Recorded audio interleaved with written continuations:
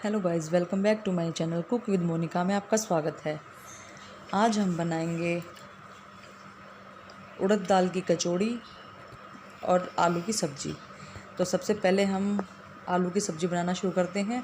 मैंने 4 उबले हुए आलू लिए हैं और 2 मैंने टमाटर जिनकी मैंने प्यूरी बना ली थी, और कुछ खड़े मसाले, 1 तेज़पत्ता, 1 बड़ी इलायची, 1 टुकड़ा दालचीनी का, 2 लौंग, 2 हरी मिर्ची जिनको मैंने बीच में से कट कर लिया था। तो चलिए हम अपनी सब्ज़ी बनाना शुरू करते हैं।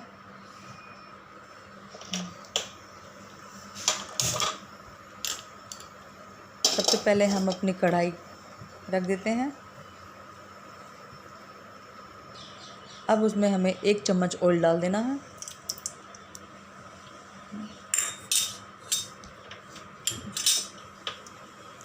तेल हमारा अच्छे से गर्म हो रहा है। अब हमें 1/4 चम्मच जीरा डाल देना है। और अब ये जो खड़े मसाले हमारे जैसे तेज़पत्ता, इलायची, दालचीनी, लौंग, ये सब डाल देनी है। तो ये अच्छे से चटक रहे हैं। अब हमने अपने जो 2 टमाटर हैं उनकी प्यूरी बनाई थी उसको डाल देंगे और उसको अच्छे से मिक्स कर लेंगे।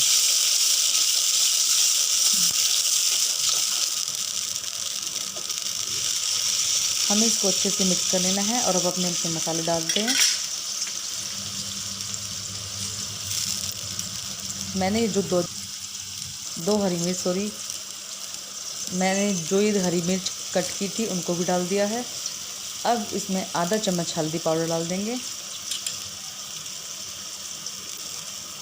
1 चम्मच धनिया पाउडर,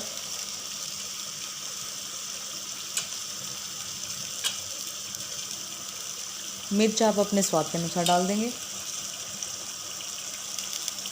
और नमक भी आप अपने स्वाद के अनुसार डाल दें। अब हम अपने सारे मसालों को अच्छे से मिक्स कर लेना है।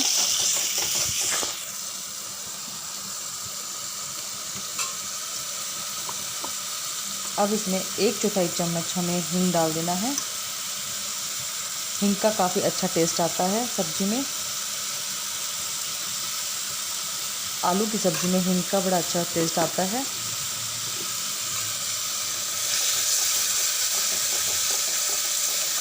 अब हमें 2 मिनट के लिए अपने टमाटर की प्यूरी को अच्छे से पकने देना है मसालों के अंदर।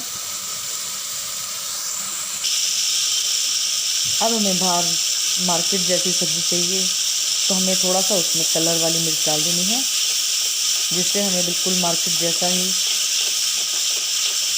कलर मिले सब्ज़ी के अंदर। अब हमें 2 मिनट तक पकाना है ताकि जब तक हमारा तेल अच्छे से छोड़ दे सारी सब्जियां। ये देखिए मसाला हमारा कितने अच्छे से पक गया है।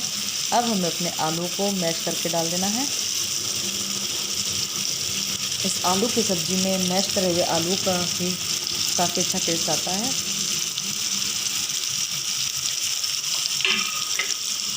हमें आलू और मसाले को भी अच्छे से भून लेना है। कुछ सेकंड तक के लिए हमें अच्छे से अपनी सब्ज़ी के अंदर मिक्स कर लेना है आलू को। अब हमें 1/4 गिलास पानी डाल देना है। ये सब्ज़ी गाढ़ी ही अच्छी लगती है तो इसलिए हमें थोड़ा कम ही पानी का यूज़ करना है।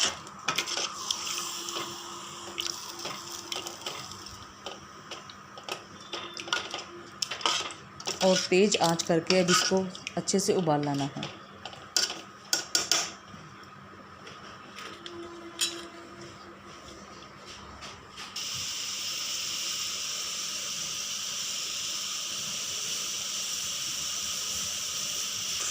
सब्जी में देखिए कितने अच्छे से उबाल आना शुरू हो गया है। अब हमारी सब्ज़ी में भी अच्छे से उबाल आ चुका है। अब हमें थोड़ी सी कस्तूरी मेथी, जिसको अपने हाथों से क्रश कर लेना है, उसको डाल देना है। बड़ा अच्छा फ्लेवर आएगा और बड़ी अच्छी खुशबू आएगी हमारी सब्ज़ी में। सब्ज़ी हमारी बनकर बिल्कुल तैयार है।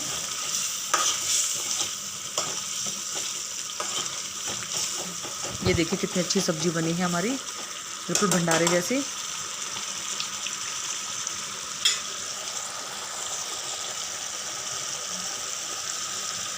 सब्ज़ी हमारी बन चुकी है। अब हम बनाते हैं उड़द दाल की कचौड़ी। ये मैंने 1 कटोरी उड़द दाल ली है, जिसको मैंने अच्छे से कपड़े से साफ़ कर लिया था।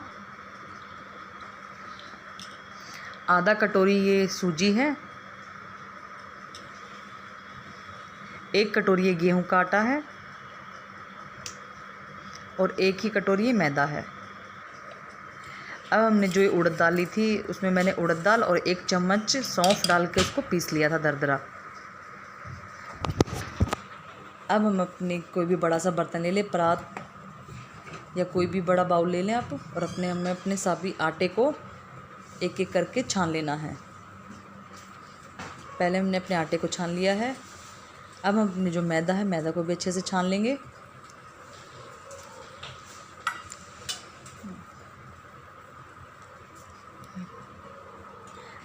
अब हमारी सूजी को भी छान लेंगे।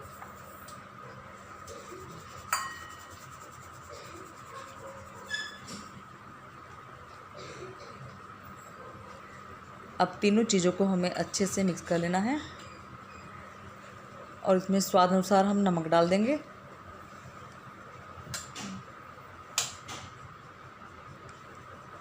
आधा चम्मच के करीब हम धनिया पाउडर डाल देंगे, आधा चम्मच ही लाल मिर्च पाउडर डाल देंगे, थोड़ा सा हींग डाल देंगे और अभी सबको मसाले को और आटे को अच्छे से मिक्स कर लेंगे। अब हमें 2 टेबलस्पून ऑयल डाल देना है।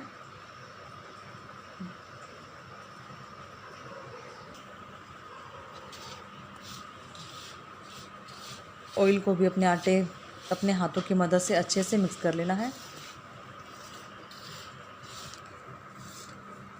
और थोड़ा थोड़ा पानी डालकर जैसे हम आटा गूंथते हैं उसी तरह से हमने अपने आटा गूंथ लिया है। ना ही ज़्यादा टाइट आटा गूंथना है, ना ही ज़्यादा सॉफ्ट आटा गूंथना है। जैसा हम नॉर्मल आटा गूंथते हैं उसी तरह से हमें अपना आटा गूंथ लेना है। आप चाहे तो इनको मैदा से भी बना सकते हैं।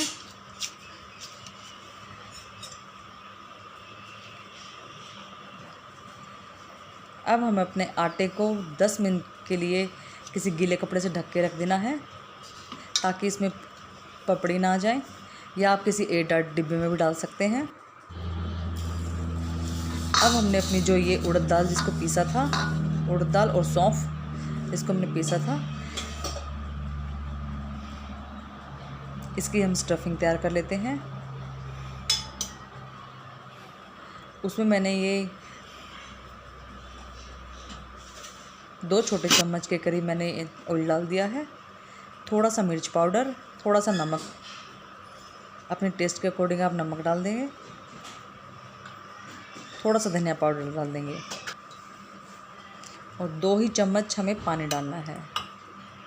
हमें ज़्यादा पानी नहीं डालना है वरना ये हमारा ज़्यादा डो गीला हो जाएगा तो हमारी कचौड़ी में भरने में दिक्कत आएगी, इसलिए हमें थोड़ा थोड़ा पानी डालना है और अपने हाथों की मदद से अच्छे से मिक्स कर लेना है। ये देखिए डो हमारा बिल्कुल अच्छे से गीला हो चुका है, ये बंधना शुरू हो गया है।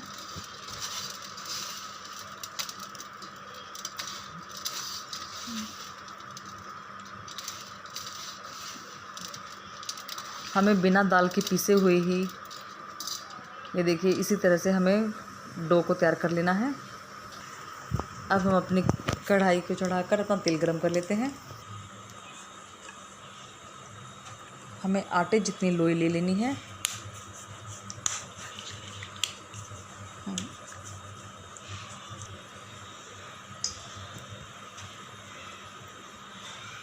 और हमें उस पर अच्छे से तेल लगा देना है। जैसे हम पूड़ी बनाते हैं, पूड़ी के साइज जितना हमें इसको अच्छे से बेल लेना है। अब जो उड़द दाल की स्टफिंग हमने जो तैयार की थी उसको भर देंगे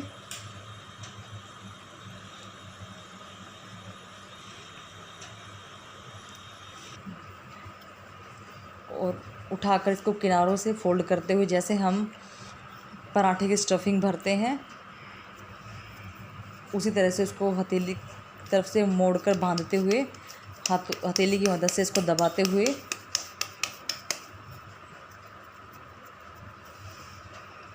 इसकी स्टफिंग को अच्छे से हल्का सा ऑयल लगाकर हल्के हल्के हाथों से बेलन की मदद से हमें बेलना है। हमें ज़्यादा तेज़ बेलन नहीं चलाना है, वरना हमारी ये कचौड़ी टूट जाएंगी, स्टफिंग बाहर निकल जाएगी। तो इसलिए हमें बिल्कुल हल्के हल्के बेलन ही चलाना है।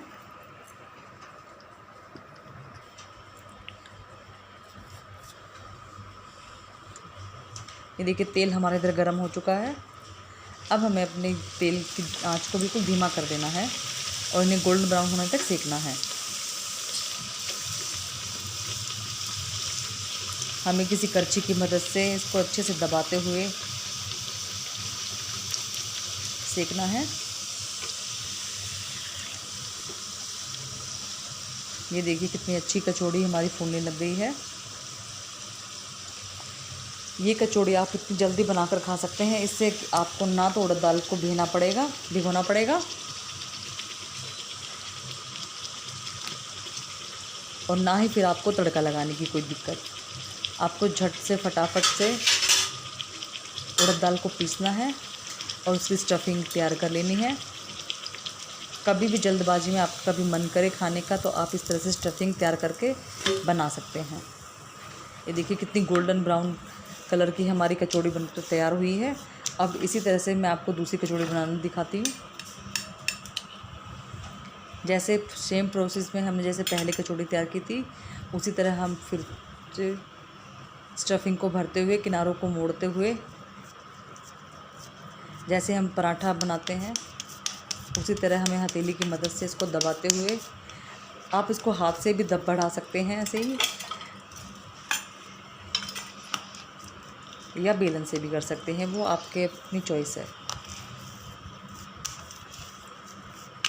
बस हमें एक बात का ध्यान रखना कि हमें अपने बेलन को बिल्कुल धीरे धीरे बेलना है और इनको धीमी धीमी आंच पर ही सेकना है। अगर हम तेज़ आंच पर सेक देंगे तो ये ऊपर से सिक जाएंगी और अंदर से कच्ची रह जाएंगी और इनमें वो खस्तापन नहीं आएगा जैसा हमें मार्केट में मिलता है।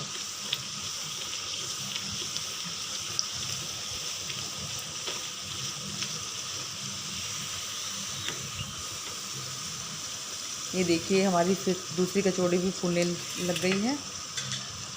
हमें इसको भी इसी तरह गोल्डन ब्राउन होने तक सेकना है।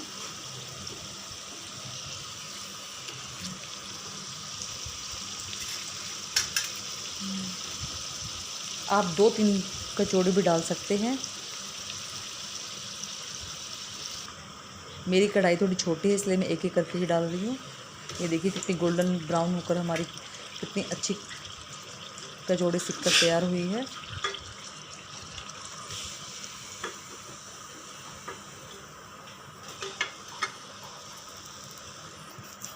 इसी तरह फिर से हम अपनी एक और कचौड़ी तैयार कर लेते हैं।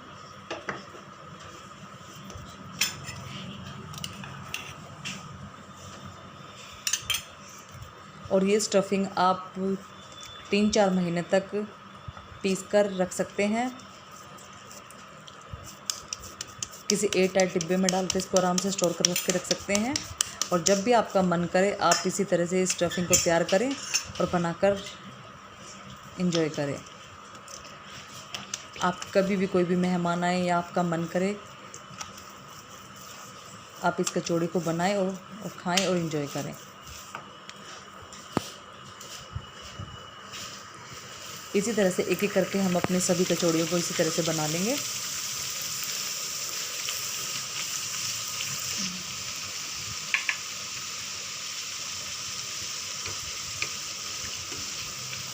ये देखो ये कचौड़ी भी हमारी फूलकर अच्छे से तैयार हो चुकी है।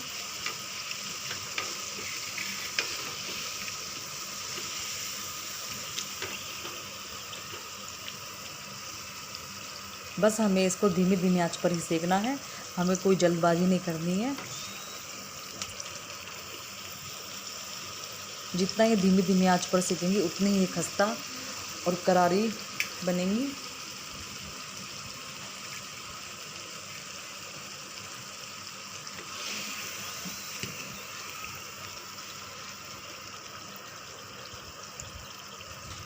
लीजिए ये कचौड़ी भी हमारी बनकर बिल्कुल तैयार हो चुकी है।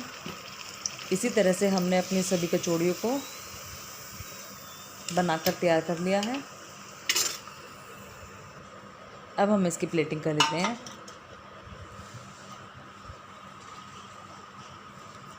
आपको जो भी सैलेड पसंद हो आप वो कट कर लीजिए। आपको खीरा, प्याज, मूली, गाजर जो भी आपको पसंद है वो सर्व कीजिए। थोड़ा सा अचार मैंने, जैसे हमें मार्केट में मिलता है सेम वही थाली आज हम बनाकर तैयार करेंगे। ये कुछ मिर्च जिनको मैंने फ्राई कर लिया था,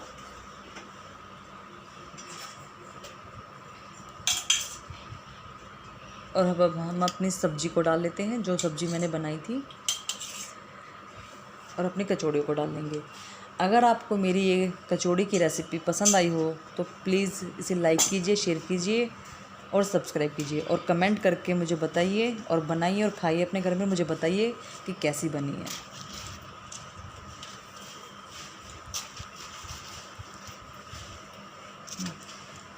फुली फुली कचौड़ी बनकर हमारी तैयार है।